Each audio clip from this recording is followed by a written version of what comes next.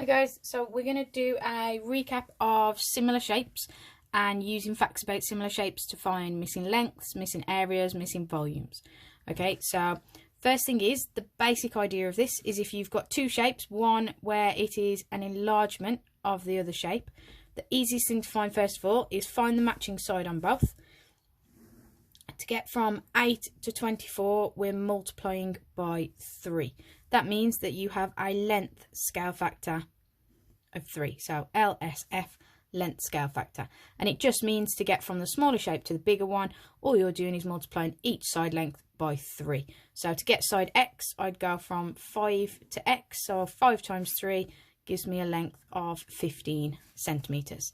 To get Y, I go from 3 to Y, and again, we're always multiplying by that scale factor of 3. 3 times 3 gives me a length of 9 centimetres. And that's the basic idea. You find what your length scale factor is by working out how to get from one side to the other. Quite often at higher, they tend to use decimal ones, so 2.5, 1.5.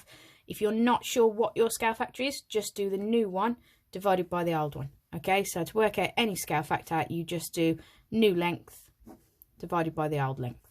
So what is it now to what was it then?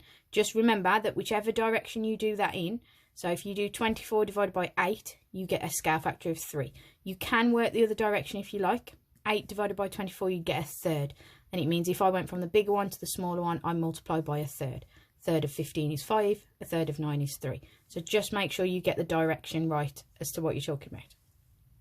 Now, we're going to use the idea of length scale factor to do length, area and volume scale factor. And the easiest way to see this is with a basic cuboid. Not my best drawn cuboids, but we get the idea. So on a cuboid, we can first of all see that this one has gone from a length of 1 to a length of 3. So the length scale factor is just 3. Now if you think about the area of this face, now this face would have an area of 1 times 1. So I get 1 and then centimetres squared or metres squared, whatever it's measured in. If I look at the area scale factor of this one, I've got 3 times 3 equals 9. Okay, so that means the area of the faces has gone from 1 to 9. So that is my area scale factor. So area scale factor equals 9. And the last thing we're going to try, so that you can see the link between all of these, is the volume of the shape. Now the volume, remember, of a cube or a cuboid is just to multiply the 3 lengths together. 1 times 1 times 1, I get a volume of 1.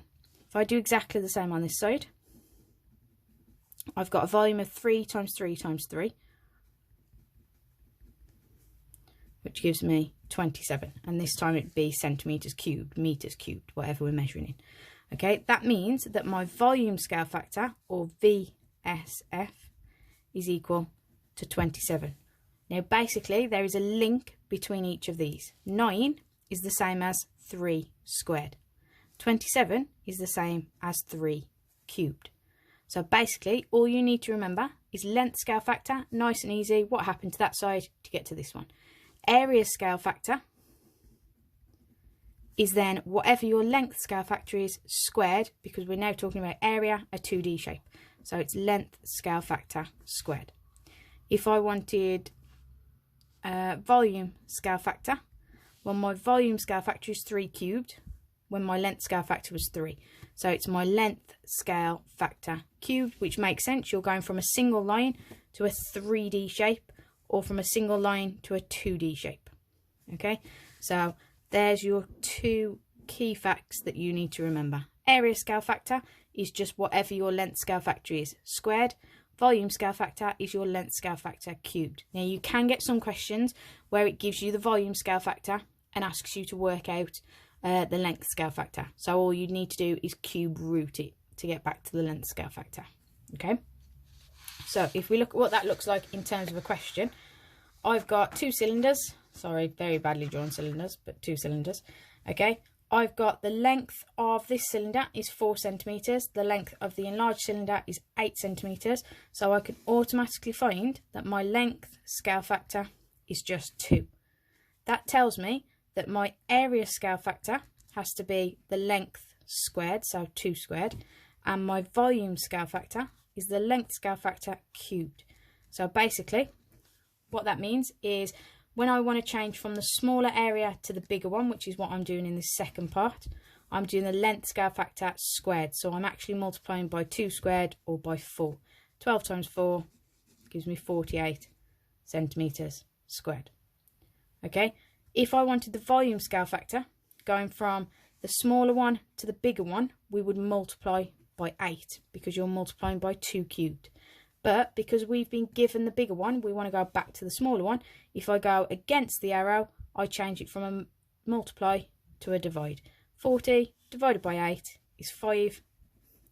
So the original volume of this one was 5 centimetres cubed.